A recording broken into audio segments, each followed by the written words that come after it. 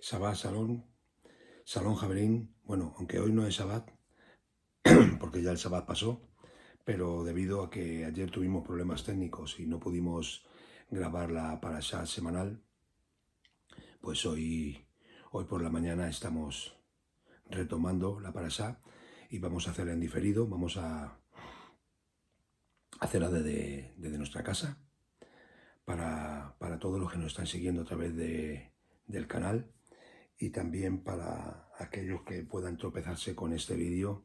Esperemos que les sirva de bendición y que pueda servir para edificación en sus vidas.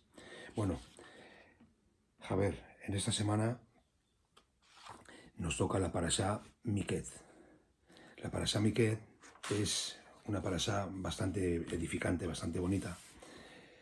Está hablando de parte de la vida de Yosef, una parte un poco más bonita que la parte anterior, porque en esta parte vamos a ver cómo Yosef es sacado de la cárcel y es subido a un nivel alto, ¿no? A virrey. Y también vamos a ver comparativas, porque Yosef es un prototipo de Masías. Entonces, vamos a empezar. Esta parashá que empieza en el capítulo 41, verso 1 y acaba en el capítulo 44, verso 17. Vamos a ir un poco acelerados para no hacerla muy pesada y vamos a, cuando llevamos 50-60 minutos, vamos a dejarla para que no nos agobie mucho, ¿vale? Bueno, dice así: y sucedió al término de 2 años. Aquí en este punto quisiera hacer un inciso, porque en el hebreo original dice el término de 2 años de días. Y podemos ver referencias en la Torá en la que, por ejemplo, en el Salmo 90, verso, por aquí lo tengo apuntado, Salmo 90, verso 4, y en 2 de Pedro 3:8, el Eterno nos dice que para Él mil años es como un día, y un día es como 1000 años. Entonces lo que quiero hacer comprender aquí, en este punto, es que estos 2 años de Faraón, estos 2 años que José estuvo preso hasta que Faraón le dio libertad, son 2 años importantes. Seguimos. Dice, y aquí que del río subían 7 vacas. Bueno, no lo he dicho, Faraón tuvo un sueño. Y él está contando ahora, está relatando la Torá, el sueño, ¿no? Dice, subió y tenían 7 vacas de aspecto hermoso y robustas de carne, que apacentaban en la marisma. Aquí la palabra hermoso es ma'aré, que significa bueno a la vista. O sea, hermosos es que eran hermosas a la vista. Esto es un poco de metalenguaje o lenguaje vestido, en el que cuando se refiere a hermoso a la vista, se refiere a las cualidades, a las actitudes. Se refiere no a la belleza que emana de la propia vaca, sino que lo que se está refiriendo es a que tenía cualidades, tenía actitudes, tenía, pues eso, que eran buenas o eran malas, por decirlo de alguna forma, ¿verdad? Dice, y he aquí que otras 7 vacas subían del río tras ellas, de aspecto mísero y magras de carne, y se pararon cerca de las otras vacas a la orilla del río. Bueno, aquí la palabra mísero, en esta traducción de la Biblia que yo tengo, en otra dice feas. Aquí la palabra mísero en hebreo es raha, y es el Strong 7451, y la palabra está refiriéndose a malignas, perversas, malas. ¿Ves? Las otras eran buenas y esas eran malas. Se está refiriendo a cualidades, actitudes de que cada una tenía, ¿no? Dice, y la vaca de aspecto mísero, las vacas malas de carne, devoraron a las 7 vacas de aspecto hermoso y robustas. O sea, las vacas malas devoraron a las vacas buenas. Y el faraón se despertó. Aquí el faraón tuvo un shock cuando tuvo este sueño, y el faraón se despertó. Dice, y se durmió y soñó una segunda vez, y aquí que 7 espigas subían de un solo tallo. sanas y buenas. Volvemos a lo mismo. Y aquí hay algo que también quisiera especificar, ¿no? Y dice que subieron de un solo tallo. Quiere decirse que subieron de una misma raíz, de un mismo árbol, de un mismo tronco. Y esto es lo que nos acerca y nos lleva es a la menorá. ¿Os acordáis que la menorá tiene un brazo central y del brazo central salen 3 ramas para la derecha y 3 ramas para la izquierda? Los 7 ruach, los 7 espíritus de Hashem. Bueno, pues estas cañas, estas espigas que salen de una misma caña, que son sanas y que son buenas, se está refiriendo en cierta manera a la bendición que el Eterno le dio a Abraham. Me dijo, y en ti serán benditas todas las familias de la tierra. Quiere decirse que estas espigas, lo que se está refiriendo es a la buena gente, a la gente que Dios ha colmado con sus bendiciones y con su ruach, ¿no? Dice, y he aquí que 7 espigas malignas y abatidas por el viento solano brotaron tras ellas, y las 7 espigas malignas engullieron a las 7 espigas sanas y llenas. Y el faraón despertó, y he aquí un sueño. Bueno, aquí lo que podemos ver es lo mismo que hemos visto antes en las vacas. Y es que las vacas malas, las espigas malas, devoraban a las espigas buenas, devoraban a las vacas buenas. Aquí lo que estamos viendo es un choque de personas, estamos viendo un choque de civilizaciones, estamos viendo un choque de entre el bien y el mal. Dice, y sucedió que en la mañana su espíritu se agitó, por lo que mandó llamar a todos los necromantes de Misraim y a todos sus sabios. Aquí podemos ver que Faraón tuvo, después de ese sueño, lo que tuvo fue un shock, ¿no? Un shock porque ese sueño le dejó aturdido, le dejó preocupado. Dice, pero no hubo quien lo interpretase para el faraón. Esto de que no hubo quien lo interpretase para faraón es un poco relativo, en el sentido de que seguro que los necromantes, los adivinos, los sabios de Egipto, seguro que algo le dijeron a Faraón. Lo que pasa que aquí la Torá nos dice que no hubo quien le relatara su sueño. Se está refiriendo es a que no hubo una interpretación que pudiera dar paz a Faraón, que le pudiera quitar esa angustia, esa agonía, ese mal rollo, entre comillas, que él podía tener después de que soñó esto, ¿no? Entonces el jefe de los coperos habló a Faraón diciendo, mis faltas menciono hoy. ¿Por qué dice mis faltas menciono hoy?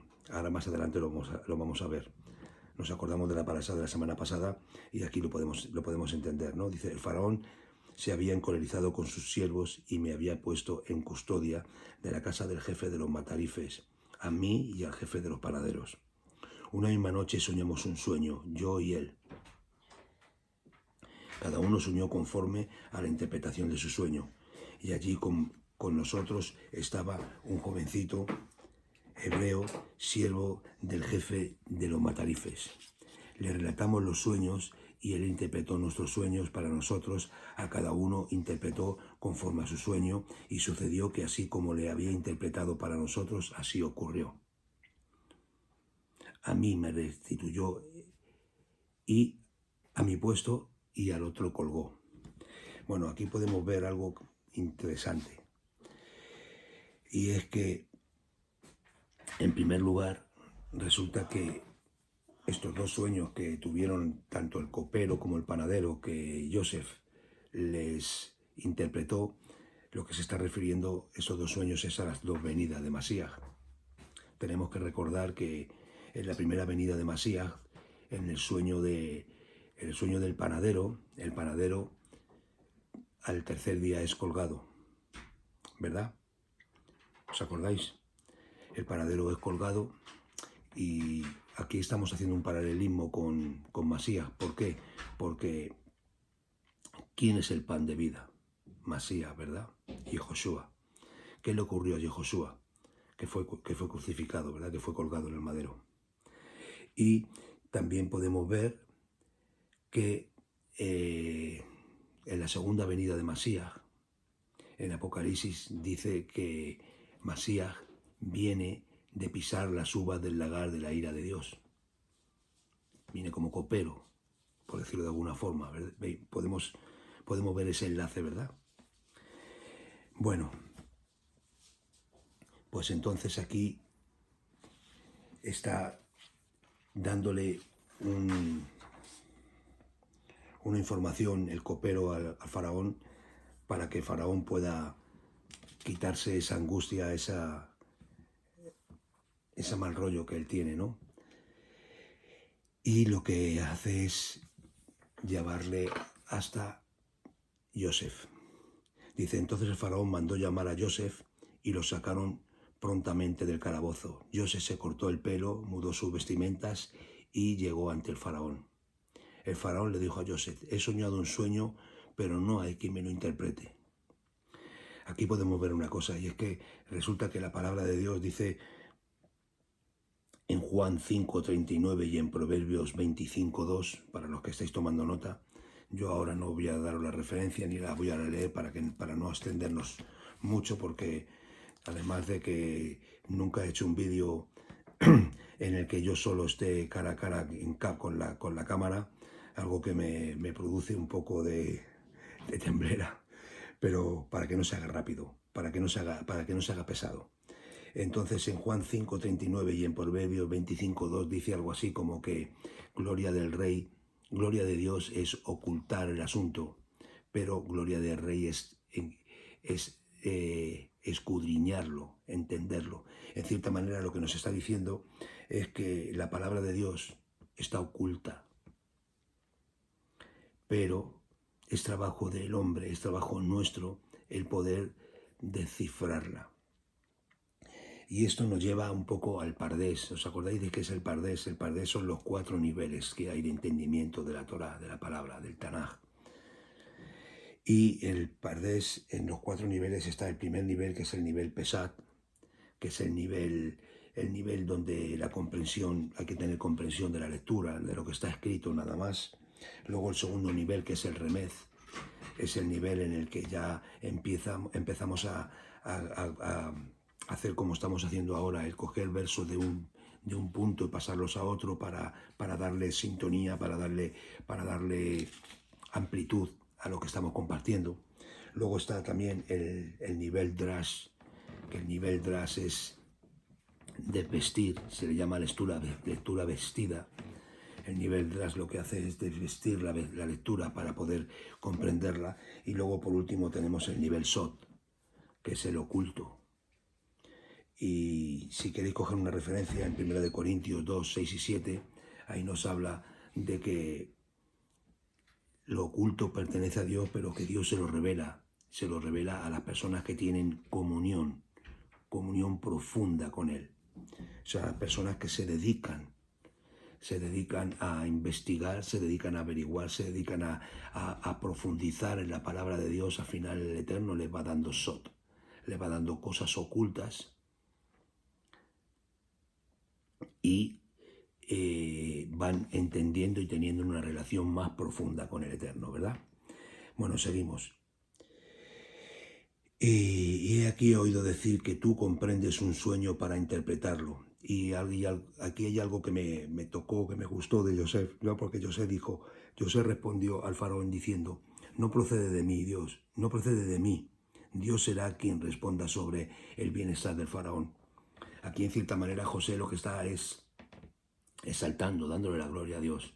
No se está queriendo atribuir a sí mismo lo que es la sabiduría, lo que es el conocimiento, lo que es la capacidad de interpretación de sueños que Dios le da, sino que le está dando la gloria a Dios, no que es como, yo creo que es la actitud correcta, es la actitud de la que nosotros tenemos que ser, esa es la que tenemos que nosotros imitar, ¿no?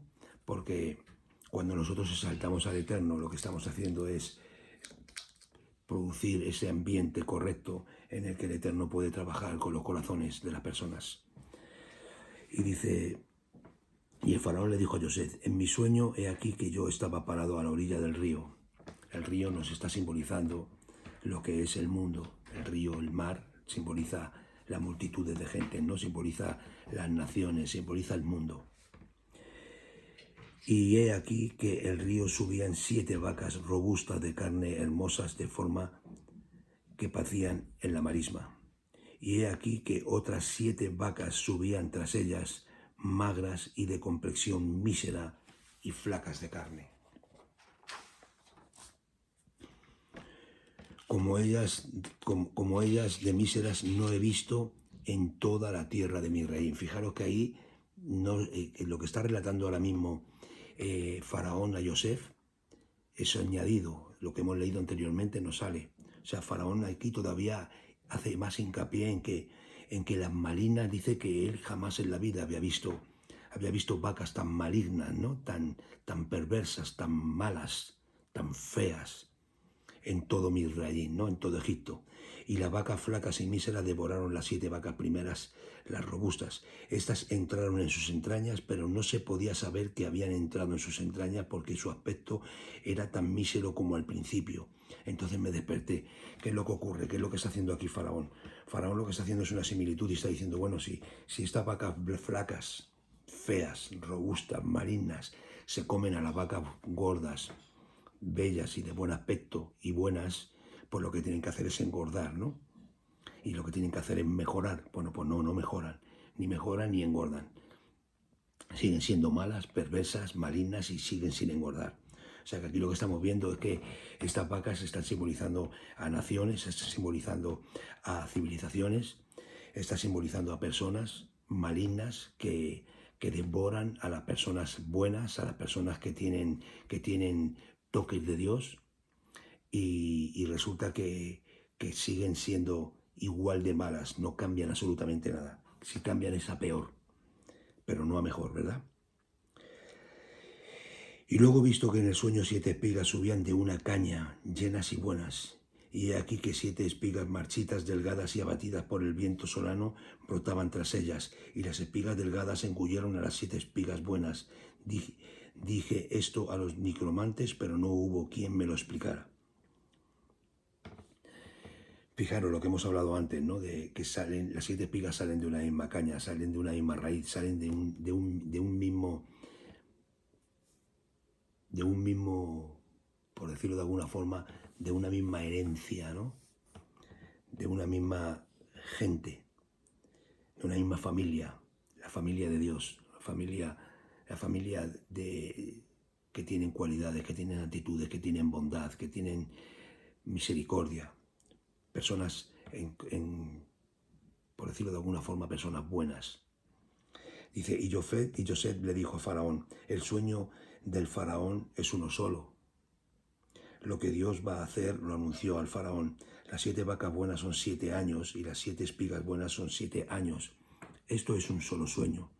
Y las 7 vacas flacas y míseras que subían tras ellas son 7 años, así como las 7 espigas marchitas abatidas por el viento solano serán 7 años de hambruna. Este es el asunto que hablé al Faraón y lo que Dios va a hacer lo ha mostrado al Faraón. Fijaros que está hablando de 7 años de hambruna y está hablando de 7 años. Estos 7 años lo que nos está recordando es los 7 años que nos habla Apocalipsis, que son 7 años de persecución, que son 7 años de hambre de la palabra de Dios, porque en cierta manera lo que nos está llevando es un paralelismo en el sentido de que se está refiriendo de que será cuando se acabe la gracia y cuando venga la persecución a los creyentes, cuando se acabe la libertad, en cierta manera, porque las vacas malas se van a comer a las buenas, entonces vamos a tener una persecución.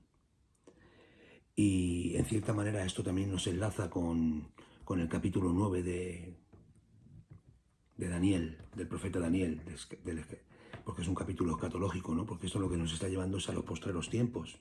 Y nos está hablando de que vamos a tener persecución, de que vamos a tener no un arrebatamiento, porque sabemos que el arrebatamiento no existe.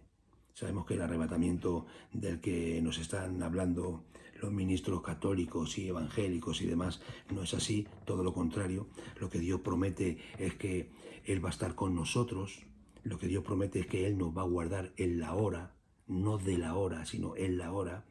Y aquí lo que nos está hablando son de estos 7 años de persecución, de estos 7 años en el que vamos a ser probados por fuego y en el que aquellos que están ahora todavía dubitativos y que están nadando entre dos aguas tengan que definirse.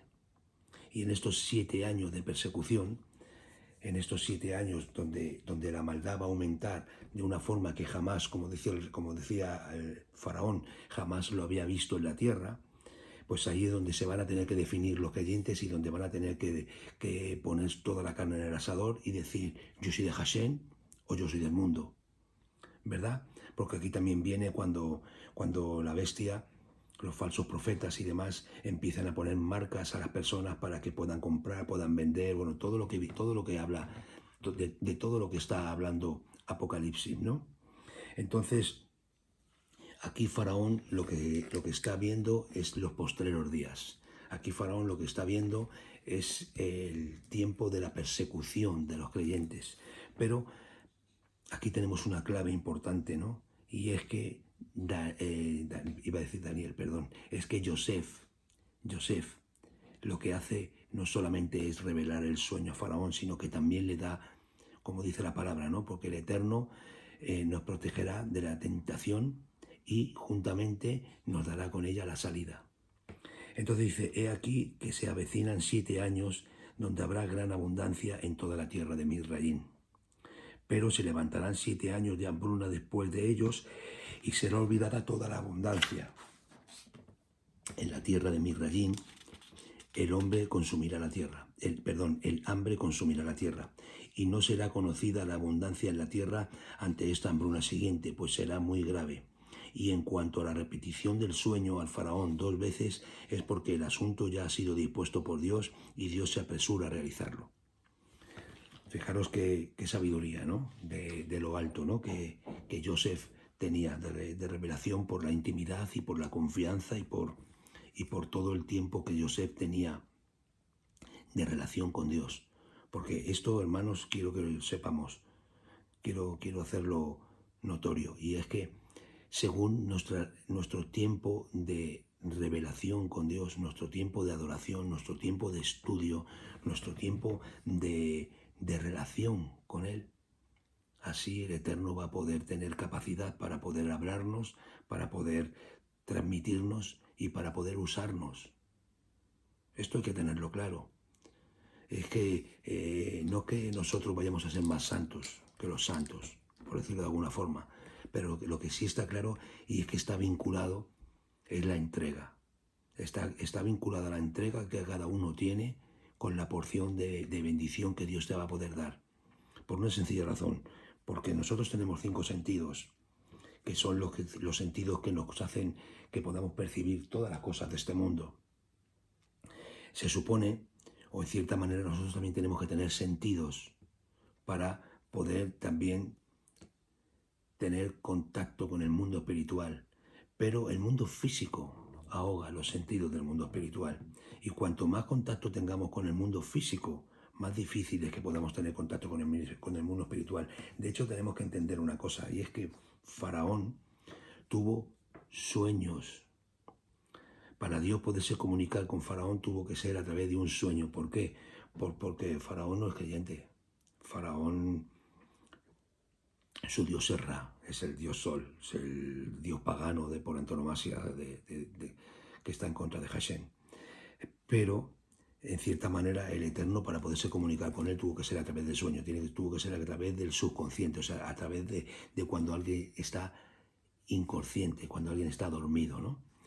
Pero nosotros, que somos creyentes, nosotros que podemos tener relación con Él a través de meditar en su palabra, siempre lo digo y siempre lo diré, Josué 1, 7 y 8, no se apartará de tu boca hasta este libro de la Torá, sino que de día y de noche meditarás en él. Cuando nosotros meditamos en la palabra de Dios, cuando nosotros nos presentamos delante de Dios para juicio, Cuando nosotros nos presentamos ante el Tribunal Celestial habla, el Tribunal Celestial a través de la palabra de Dios nos va dando toques, nos va dando enseñanza, nos va dando conocimiento, nos va dando sabiduría y nos hace entender el proceder que nosotros tenemos que hacer para que nuestras vidas sean edificadas, para que nuestras vidas y las personas que están a nuestro alrededor, las vidas que hay a nuestro alrededor, puedan ser edificadas y puedan ser guiadas por la senda de la justicia, por la senda del amor de Dios, por la senda de la verdad. Perdón. Bueno, seguimos. Dice, y ahora busque Faraón un hombre entendido y sabio, y nombre sobre la tierra de Misrayim, que el faraón actúe y comisione supervisores sobre la tierra y aprovisione a la tierra de Misrayim durante los 7 años de abundancia, que reúnan todo el alimento de los años buenos que se avecinan y junten el grano bajo la mano de Faraón para alimento en las ciudades y lo guarden. Fijaros que aquí lo que está diciendo Yosef a Faraón es que tienen que controlar la economía. Tienen que, cuando vengan los años de bonanza, no pueden coger y hacer y gastar todo lo que reciben, sino que tienen que guardar parte. En otra parte de la Torá dice que Yosef quintó la tierra. O sea, Yosef lo que hizo fue guardar un quinto de todo lo que la tierra producía para tenerlo de reserva durante esos 7 años, para que cuando viniera el tiempo de la hambruna, cuando viniera el tiempo de la escasez, cuando viniera el tiempo de la falta, resultara que esa falta pudiese ser cubierta con lo que se había guardado anteriormente.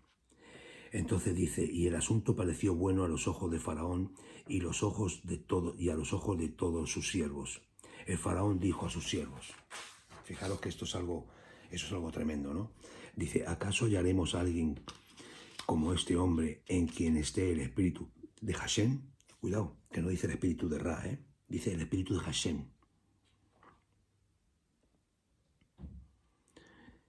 Entonces, aquí podemos hacer otro paralelismo también con Masías, ¿no? Como Yosef era alguien que tenía el espíritu de Hashem.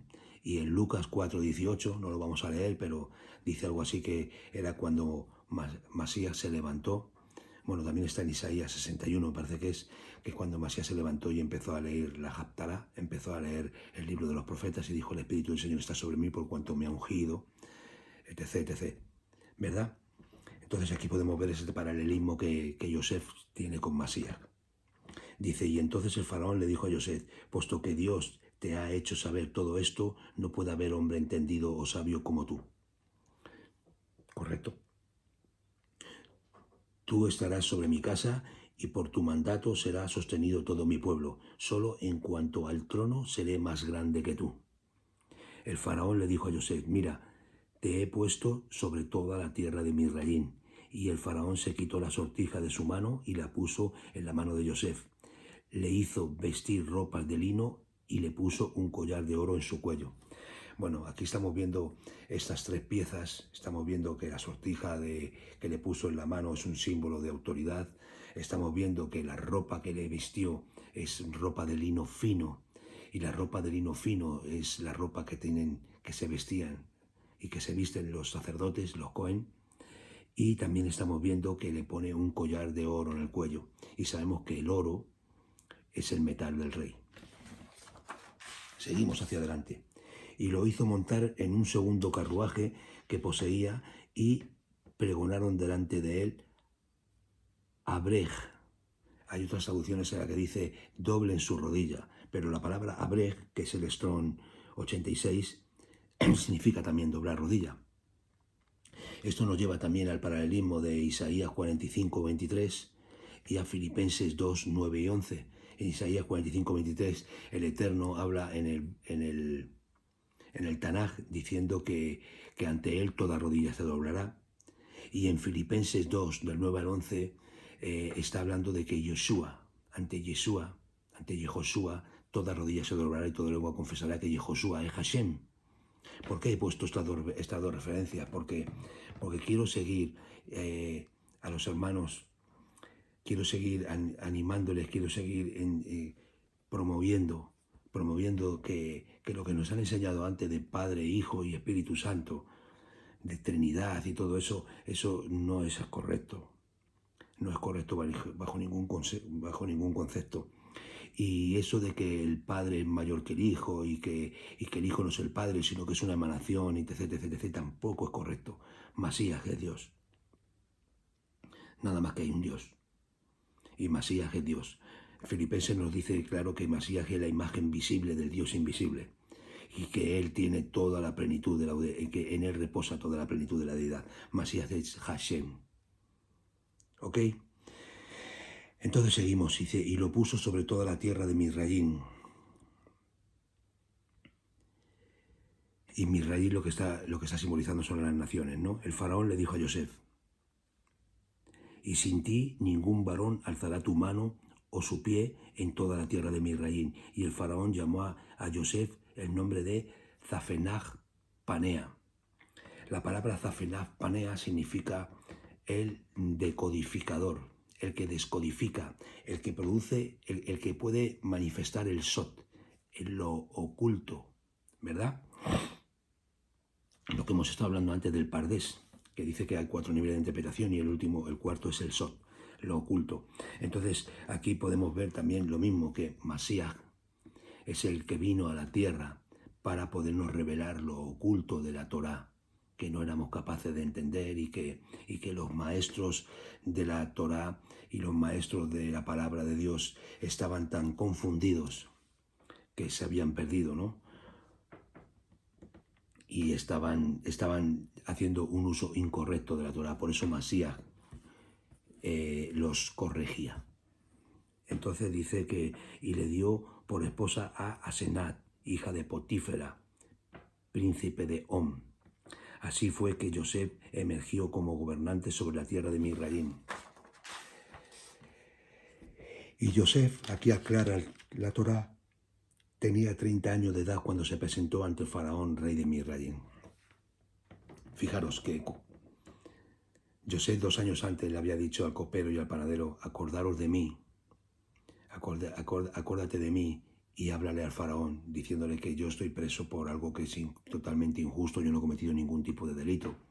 Porque tenemos que recordar que la parashat anterior, Potífera, la mujer de Potifar, quería acostarse con Yosef, y Yosef hizo lo que tenemos que hacer todos ante la tentación sexual. Y dijo, huid, como decía el apóstol Pablo, ¿no? en el Brit Hadashah, en el Nuevo Testamento. ¿Qué es lo que dice el apóstol Pablo? Ante la fornicación, huid. Y eso es lo que hizo Yosef, ¿no? Yosef conocía la palabra de Dios. Yosef era un hombre aplicado en la palabra, en la Torá. Era un hombre que meditaba y que buscaba la presencia de Dios, y Yosef lo que hizo fue huir.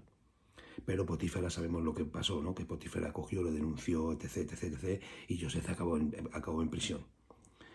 Pero podemos ver que a pesar de todas estas cosas, el plan de Dios siempre se va a cumplir. Aunque el enemigo intenta poner todo el mal y hacer todas las cosas perversas para evitar que el plan de Dios se pueda cumplir en nuestras vidas, podemos ver que Dios es mucho más inteligente, mucho más sabio. Él conoce todos los tiempos, conoce todas las situaciones, conoce todas las posibilidades remotas para poder llevar a cabo su plan perfecto, ¿no? Y aquí podemos ver cómo verdaderamente Yosef empieza a cumplirse los sueños, que ahora más adelante vamos a ver los sueños que él tiene de revelación años atrás, cuando vivía con sus hermanos en Canaán, ¿verdad?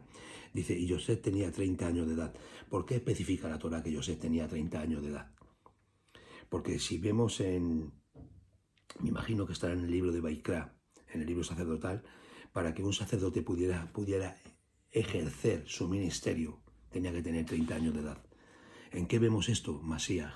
¿Cuántos años tenía Masías cuando empezó a ejercer su ministerio? 30 años de edad. Porque son 30 años los que se necesitan. Tiene que ser una persona madura, una persona capaz, una persona que haya vivido y que haya salvado ciertas situaciones en su vida y requisitos para poder ministrar. Y entonces Yosef con 30 años empezó a ministrar en Misraín, en Egipto, ¿no? Dice, y Yosef se retiró de la presencia del faraón y recorrió, toda la tierra de Mizraim. La tierra almacenó grano en puñados durante los 7 años de abundancia. Yosef acumuló todo el alimento de los 7 años de abundancia que hubo en la tierra de Mizraim y puso alimento en las ciudades. El alimento del campo de cada ciudad que estaba a su alrededor lo puso dentro de ella. Yosef acumuló grano como la arena del mar, en gran cantidad, hasta que dejó de contar, pues no tenía número. Aquí lo que se está refiriendo es que no tuviera número, pues sabemos que los números son infinitos. Lo que pasa es que había tanta cantidad, era tan bestial la cantidad que había acumulado, que ya dejaron de contar. Y a Yosef le nacieron 2 hijos antes de que llegase el primer año de hambruna, los cuales dio a luz para él a Senat, hija de Potífera, príncipe de On. Y Yosef llamó el nombre del primogénito Menashe. Fijaros que ese nombre, el nombre de Menashe, que aquí nos dice la traducción del nombre, no lo está diciendo la propia escritura, dice porque dijo, Dios me ha hecho olvidar toda mi fatiga y toda la casa de mi padre. Quedaros con eso, con toda la casa de mi padre. Dice, y llamó el nombre del segundo hijo Efraín, porque dijo, Dios me ha hecho fructífero en la tierra de mi aflicción. Aquí podemos ver cómo Yosef estaba poniendo un nombre que para más adelante vamos a ver cómo Yosef lo que está haciendo con Efraín es simbolizar la plenitud de los Goín. O sea, esto es profético. Esto no es tirar la flecha y luego poner la diana donde vaya a caer la flecha. Esto es profético. Yosef le nacieron los hijos y le puso los nombres antes de que Jacob, antes de que falleciera en el famoso encuentro en que Jacob cruza las manos, ¿verdad? Y bendice a Efraín y le da la bendición le da una bendición mucho más grande que a Manasés, siendo Manasés el mayor, ¿no? El primogénito. Pero bueno, seguimos así. Esto lo podemos ver en Génesis 48, 19, para las siguientes. Me parece que es la siguiente. No, 41, 48, no, me parece que es la otra. Terminaron los 7 años de abundancia que hubo en la tierra de Mizraim y comenzaron a llegar los 7 años de hambruna, como había dicho Yosef. Hubo hambre en toda la tierra, pero en toda la tierra de Mizraim había pan, gracias a la revelación y el discernimiento que Dios da. Pero luego sufrió hambre toda la tierra de Mizraim, por lo que el pueblo clamó al faraón por pan. El faraón le dijo a todo Mizraim, vayan ante Yosef y lo que él les diga, háganlo. Fijaros qué bonito, ¿no? Poder descansar. El faraón pudo descansar y decir, no, mira, escuchadme, ahí tenéis a Yosef, que es el que se encarga del alimento, es el que se encarga de guardarlo, es el que se encarga, él es el que pudo descifrar, decodificar el sueño que yo tuve y no hay ningún problema, él se va a encargar para que nadie perezca, ¿no? Esto lo podemos ver en Mateo 17, del 3 al 5, ¿no? Lo que Yosef le digan, háganlo. Aquí en Mateo 17, 3 a 5 vemos el paralelismo con Masías, ¿no? Como ¿cómo se dice? En la revelación que tuvo cuando subieron a la montaña, que subió con Pedro, y Pedro dijo, cuando se le revelaron Moshe y se le reveló Elías. ¿Verdad que hubo una nube del cielo que dijo, este es mi hijo amado en quien tengo complacencia, como diciendo, a él, escuchad, ¿no? Pues aquí Faraón está diciendo lo mismo al pueblo, no, id hacia donde Yosef, y Yosef se encargará. Dice, y la hambruna se extendió sobre toda la faz de la tierra. Entonces Yosef abrió todos los almacenes en los que había grano y empezó a vender a Mizraim el grano. Pero se agravó el hambre en la tierra de Mizraim, y de toda la tierra vinieron a Mizraim para comprar de Yosef, pues se había agravado el hambre en toda la tierra. Y ahora ya pasamos al capítulo 42. Dice, y Jacob vio que había provisiones en Mizraim. Y dijo Jacob a sus hijos, ¿por qué se muestran así? Y dijo, he aquí que he oído que hay provisiones en Mizraim. Desciendan allá y compren de allá para nosotros, para que vivamos y no muramos. Así pues los hermanos de Yosef, 10 de ellos, 10 de los hermanos, descendieron para comprar grano de Mizraim, pero Benjamín, el hermano de Yosef, Jacob no lo envió junto con los hermanos porque dijo, no sea que le acontezca una desgracia. Recordando que la desgracia que le había pasado a José, ¿verdad? A Joseph, cuando Jacob le envió a que fuera a darle reporte de lo que estaban haciendo sus hermanos. Y los ojos de Israel, y los hijos de Israel vinieron para comprar entre los que llegaban, pues la hambruna estaba en la tierra de Canaán, y Joseph era el gobernador del país, y él era el proveedor de toda la gente de la tierra. Los hermanos de Joseph llegaron y se postraron ante él con sus rostros a tierra. Fijaros, aquí ya empieza a cumplirse uno de los sueños, que es que los hermanos de Joseph se postran ante él, aunque todavía faltaba Benjamín, pero los hermanos de Joseph se postran. ¿Os acordáis cuando empezaron a cogerle tirria a Joseph? Porque Joseph tuvo un sueño y el pobre en su liviandad, en su bondad, cogió y se lo contó a todos los hermanos, se lo contó a su padre y dijo que había gavillas, estaban atando gavillas en el campo y su gavilla se irguió y las gavillas de los hermanos se inclinaron ante él y ahí empezaron a cogerle tirria, ¿verdad? Dice, Joseph había reconocido a sus hermanos, pero ellos no le habían reconocido. Esto lo que nos hace también otra vez es volver al paralelismo que hay entre Joseph y Masías, porque la Escritura dice que a lo suyo vino y los suyos no le reconocieron, ¿no? A los suyos se está refiriendo a los que estaban en autoridad, a los que estaban gobernando, a los sacerdotes, a los fariseos, a los saduceos, a los que estaban ministrando, ¿no? No le reconocieron, porque verdaderamente los judíos sí le reconocieron los del pueblo, le reconocieron los apóstoles, ¿no? Todos sus discípulos le reconocieron porque todos eran judíos. Pero aquí podemos ver ese paralelismo, ¿no? La familia de Joseph no le reconoció. Joseph sí lo reconoció a ellos, pero sus familiares, sus hermanos no le reconocieron. Y Joseph se recordó los sueños que había soñado acerca de ellos y le dijo, ustedes son espías. Fijaros porque aquí Joseph prepara una trama no para hacerlos sufrir y decir, ahora os voy a pagar con la misma manera que ustedes hicieron conmigo, que me vendieron, ahora yo lo voy a hacer sufrir. No, aquí lo que vemos es que Joseph que tiene bondad, Joseph que tiene un toque fuerte del Espíritu de Dios. Joseph lo que hace es preparar una situación para que puedan ser tocados, para que puedan ser redargullidos, para que puedan ser perdonados. Fijaros, dice, ustedes son espías, le dicen a sus hermanos, para ver la desnudez de la tierra han venido. Y ellos le dijeron, le respondieron, no, mi señor, tus siervos vinieron para comprar alimento. Todos nosotros somos hijos de un varón, hombres, veraces somos. Tus siervos no son espías. Pero él les dijo, no, sino que han venido para ver la desnudez de la tierra. Ellos le dijeron, tus siervos somos 12 hermanos. Fijaros, ya han metido a Joseph. Somos 12 hermanos, hijos de un varón en la tierra de Canaán. He aquí que el menor está hoy con nuestro padre y el otro ha desaparecido. Entonces Joseph les dijo, esto es lo que hablé al decirles, ustedes son espías, en esto serán probados, por vida de Faraón, que no saldrán de aquí a menos que venga aquí su hermano menor.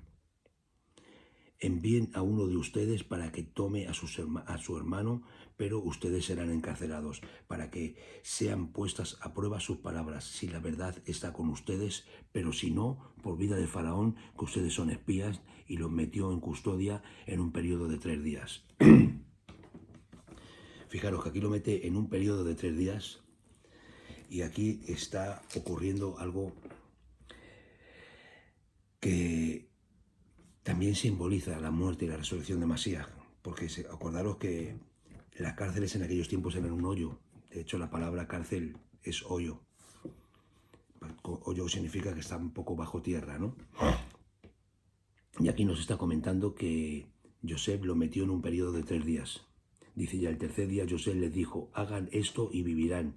Yo temo a Hashem. Cuidado, que no está diciendo yo tomo a Ra, Dios de los egipcios. No, yo temo a Hashem. O sea, ya está intentando preparar la calzada, como diciendo, yo soy un hombre temeroso de Dios, os estoy pidiendo justicia, os estoy pidiendo que esclarezcáis las cosas. Quiero que empecéis a profundizar y empecéis a caminar en la dirección correcta para que todo esto pueda llegar a buen puerto. Dice, y si ustedes son veraces, uno de sus hermanos será encarcelado en el lugar de su custodia. En lugar de su custodia. Fijaros, antes dijo que iba a ser todos encarcelados y que uno iba a ir a por Benjamín. Ahora dice que no, que se va a quedar uno solo encarcelado y que todos los demás van a ir en custodia. Y en cuanto ustedes váyanse, lleven provisiones para el hambre de sus casas, tráiganme a su hermano menor y entonces sus palabras serán verificadas y no morirán. Así lo hicieron. Fijaros cómo es Dios, ¿no? Porque no solamente los quiere dar alimento, no solamente quiere quitar el hambre de sus casas, sino que además lo que quiere es trabajar en su interior. Y esa herida que está ahí mal cerrada, que está podrida, que está apestando, quiere sacarla a la luz, quiere limpiarla, quiere sanarla y quiere restaurarla. Dice, entonces cada uno le dijo a su hermano, de cierto culpables somos por nuestro hermano, pues vimos la angustia de su alma cuando nos rogaba y no le escuchamos. Por eso ha venido a nosotros esta desgracia. ¿Ves? Ya están recordando la pifia que hicieron con su hermano Joseph. Y Rubén le respondió, diciendo, ¿acaso no les hablé diciendo, no pequen contra el niño? Pero ustedes no me escucharon, y también su sangre he aquí que es reclamada. Pero ellos no sabían que José les entendía, porque José era su hermano. Es su hermano, es hebreo, conoce el idioma, ¿no? Dice, pues el intérprete estaba entre ellos. Y José se apartó de ellos y lloró. Luego regresó a ellos y les habló. Tomó de ellos a Simón y lo encerró a la vista de ellos. Fijaros que tomó a Simón, que Simón era el más bravo, Simón era siempre el más asesino. De hecho, Jacob, Israel, le da una reprimenda cuando bendice a los hijos, ¿no? Porque Simón fue el que participó en la matanza del pueblo bueno, en la matanza del... Ahora no me perdonan, no me viene ahora en este momento el nombre del pueblo que con astucia les dijeron que tenían que circuncidarse para que pudiera casarse su hermana con ellos y para poder tener ellos el enlace con ese pueblo. Y luego al tercer día de la circuncisión fueron y mataron a todo el pueblo porque habían violado a su hermana, Dina. Y José ordenó que llenaran sus recipientes de grano, que devolvieran el dinero de cada uno a su saco y que le diesen provisiones para el camino. Y así hizo para ellos. Ellos cargaron su grano sobre sus asnos y se fueron de allí. Y cuando uno abrió su saco para dar forraje a su asno en la posada, vio su dinero, y he aquí que estaba en la boca de su alforja. Y dijo a sus hermanos, mi dinero ha sido devuelto, y he aquí que también está en mi alforja. Entonces se sobresaltó su corazón y cada uno se volteó estremecido hacia su hermano diciendo, ¿qué es esto que nos ha hecho Dios? Fijaros, no dice, ¿qué es esto que nos están haciendo en Egipto o que nos está haciendo Joseph? No, ¿qué es esto que nos ha hecho Dios? Llegaron ante su padre Jacob a la tierra de Canaán y le relataron todo lo que se les había sucedido, diciendo, el varón, el Señor de la tierra, nos habló con dureza y nos consideró como si fuéramos espías de la tierra. Nosotros le dijimos, somos hombres veraces, nunca fuimos espías. Somos 12 hermanos, hijos de un padre, uno ha desaparecido y el menor está ahora con nuestro padre en la tierra de Canaán. Pero el varón, el Señor de la tierra, nos dijo, en esto sabré si ustedes son veraces. Dejen conmigo a uno de sus hermanos y para el hombre de sus casas para el hambre de sus casas tomen y partan. Traigan a su hermano menor a mí, y así sabré que no son espías, sino veraces, y los entregaré a su hermano, y podrán circular en la tierra. Y sucedió que al vaciar ellos sus sacos, he aquí que cada uno tenía atado su dinero en su saco. Vieron sus atados de dinero, ellos y su padre, y tuvieron miedo. Entonces su padre Jacob les dijo, me han privado de mi hijo Joseph. Me han privado de mis hijos. Joseph no está, Simón no está, y ¿han de tomar ustedes a Benjamín? Sobre mí caiga todo. Entonces sobre mí ha caído todo. Entonces Rubén habló a su padre diciendo, podrán matar, fijaros qué trágico se pone Rubén, ¿no? Podrán matar a mis 2 hijos si no te los traigo. Ponlo bajo mi cargo y yo te lo devolveré. Pero Jacob le dijo, no descenderá mi hijo con ustedes, pues su hermano murió y solo él me ha quedado. Y si le acontece alguna desgracia en el camino por donde ustedes irán, harán descender mi vejez con pesar a la sepultura. Capítulo 43. Dice, el hambre era grave en la tierra. Y sucedió que cuando terminaron de consumir las provisiones que habían traído de Misraín, su padre les dijo, regresen y compren un poco de alimento para nosotros. Yehudá le respondió diciendo, firmemente nos advirtió el varón diciendo, no verán mi rostro sin que su hermano esté con ustedes. Fijaros cómo Dios es paciente, ¿no?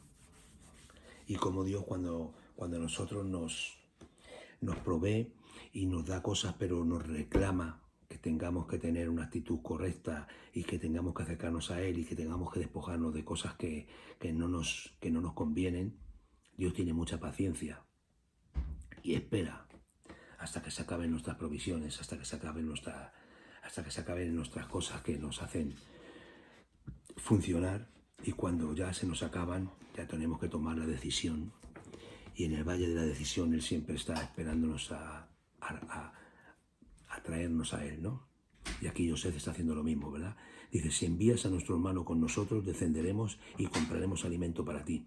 Pero si no lo envías, no descenderemos, ya que el varón nos dijo, no verán mi rostro sin que su hermano esté con ustedes. Entonces Israel dijo, ¿por qué me han hecho mal al decirle al varón de que habían tenido otro hermano? Ellos dijeron, el varón nos preguntó insistentemente sobre nosotros y sobre nuestra familia. Claro, como que se estaba preocupando, ¿verdad? Diciendo, ¿vive aún su padre? ¿Tienen otro hermano? Nosotros le dijimos conforme a estas palabras, ¿cómo hubiéramos podido saber que él diría, hagan descender aquí a su hermano? Entonces Yehudá le dijo a Israel,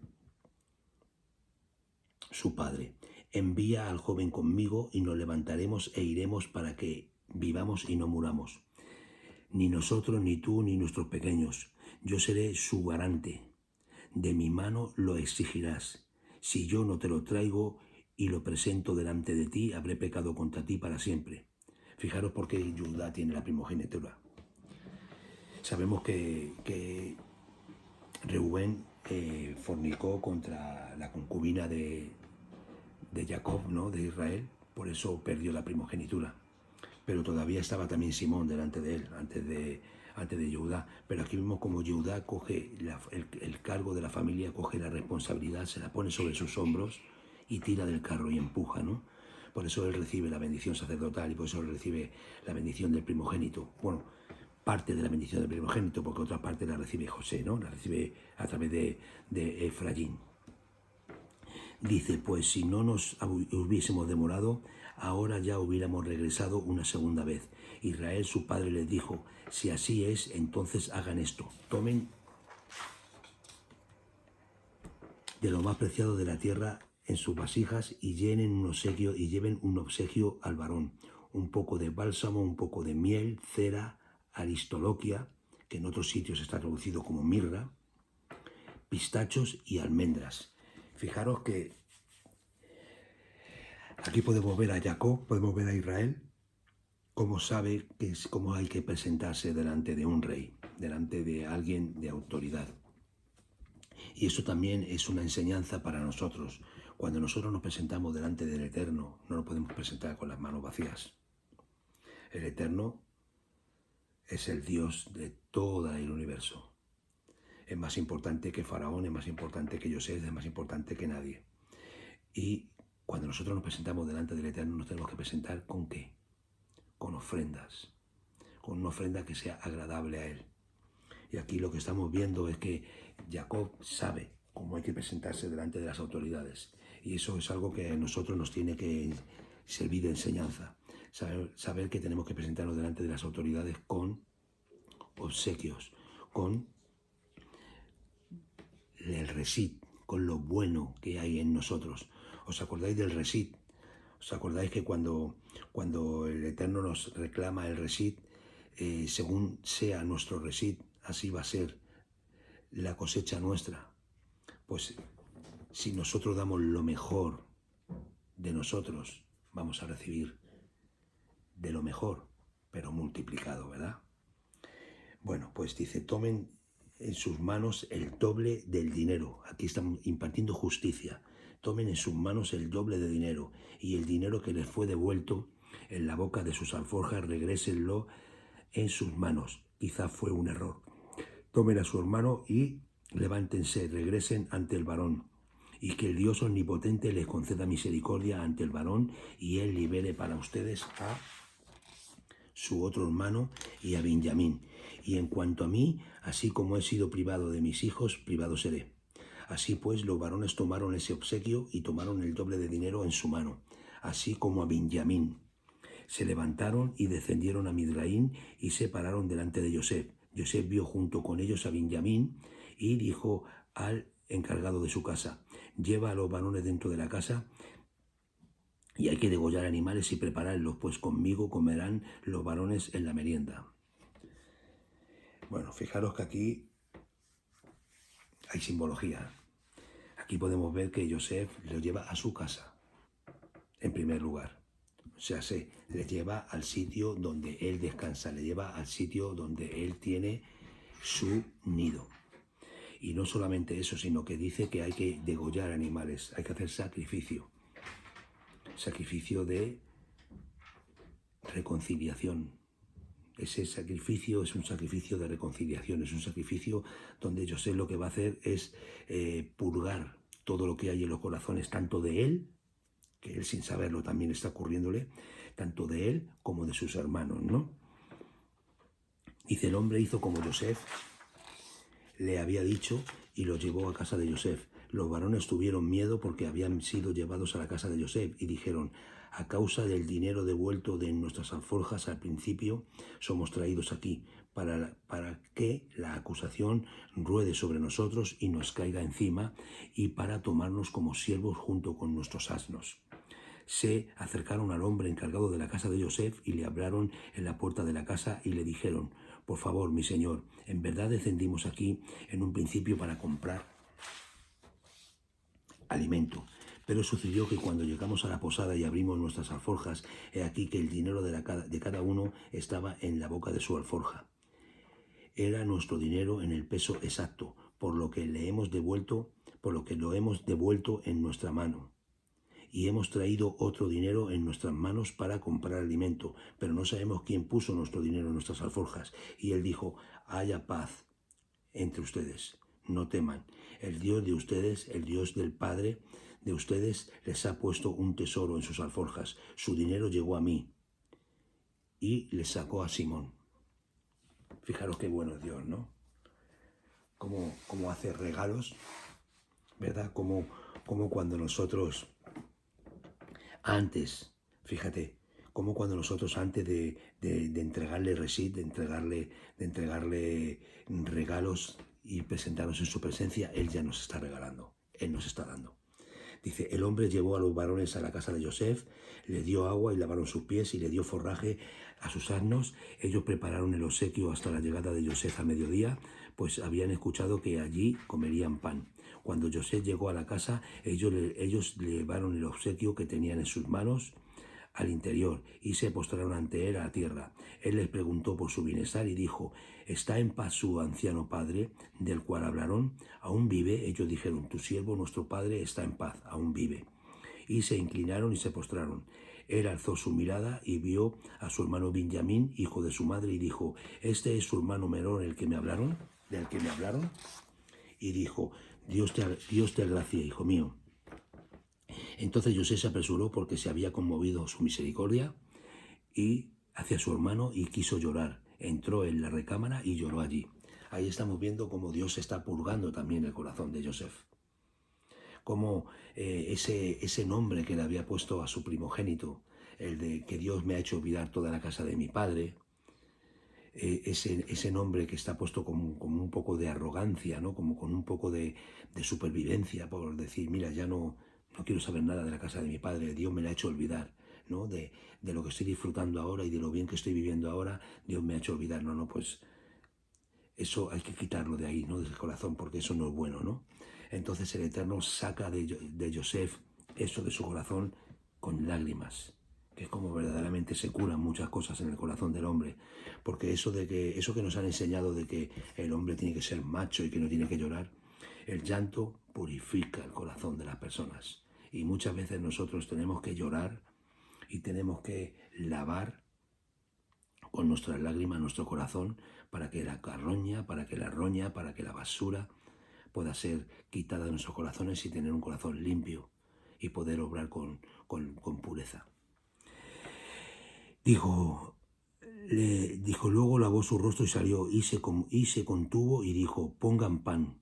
Le sirvieron a él aparte y a ellos aparte, y a los de Misrayim que comían con él también aparte. Pues, que nos especifica, pues los Mirdim, los egipcios, no podían comer pan con los hebreos, ya que eso es abominación para Misrim. Se sentaron delante de él, y el primogénito conforme a su primogenitura, y al más joven conforme a su juventud. Fijaros que... Y los varones se miraron pasmados uno a otro. Él pasó porciones delante de él para ellos, pero la porción de Benjamín era 5 veces mayor que las porciones de todos ellos. Ellos bebieron y se embriagaron con él. ¡Wow! ¡Qué bonito! Y se embriagaron con él. Bueno, aquí podemos ver reconciliación. Se embriagaron, comieron y bebieron, se embriagaron. Y lo que hubo fue reconciliación. Lo que hubo fue ruptura de muros, ruptura de daños y ruptura de cosas que habían ocurrido en la familia y que se había desperdigado y que se había perdido la conexión.